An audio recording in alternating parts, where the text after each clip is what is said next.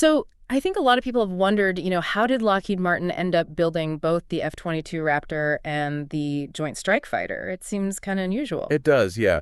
But when we looked into the source material, the details on how these military procurements work, Mm. it's less mysterious than you might think. Okay, so for this deep dive, we want to unpack that. Get past the speculation and look at the competitive reasons, right? And see how that whole dynamic is still playing out. Exactly. The short answer, they won. They simply won the competitions for both programs. Two separate competitions. Two separate, very demanding competitions. Their designs, at least according to the evaluations back then, just hit the mark better for what the military wanted. Performance, cost, tech readiness, that sort of thing. All right, let's take the F-22 first. That originated from the ATF program, Advanced Tactical Fighter. That was mid-'80s. Yeah. And pretty secret. Very secret, yeah. Black program.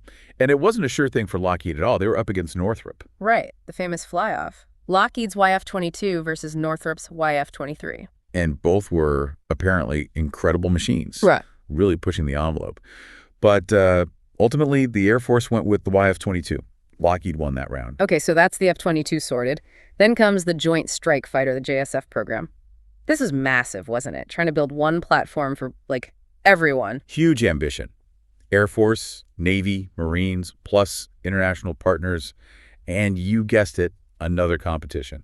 Another fly-off. And who's in that one? This time it was Lockheed's YF-35 against the YF-32 from, McDonnell Douglas initially, but they merged with Boeing, so essentially Boeing. Ah, right. And, history repeated itself. Lockheed's design, the YF-35, won that competition too.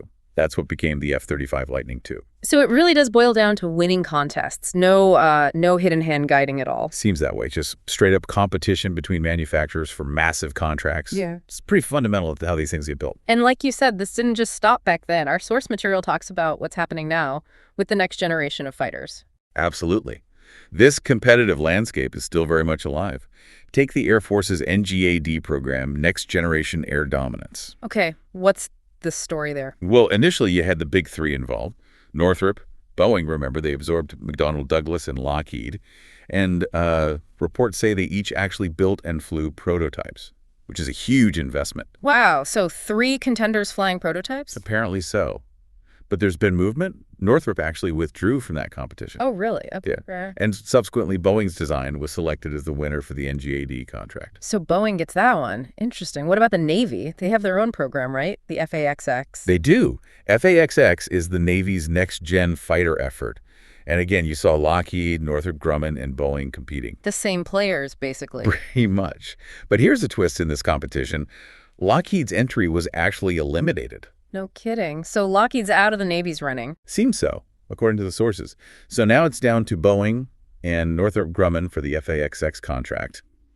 We're still waiting for a final decision there, but it's expected relatively soon. It's fascinating how these huge companies are still going head-to-head like this. And we, the public, we've only seen drawings, right? Like artists' conceptions. That's all, yeah. The actual aircraft designs are, understandably, kept very close hold.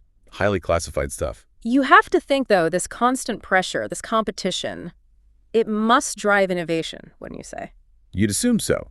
Each company has to push the boundaries to convince the military theirs is the best bet for the future. So wrapping this up for the listener, the big takeaway is that Lockheed Martin building both the F-22 and the F-35 wasn't down to some sort of special arrangement. It was purely the result of winning those specific high-stakes competitions. Exactly. It shows how that competitive process really works in military aerospace procurement.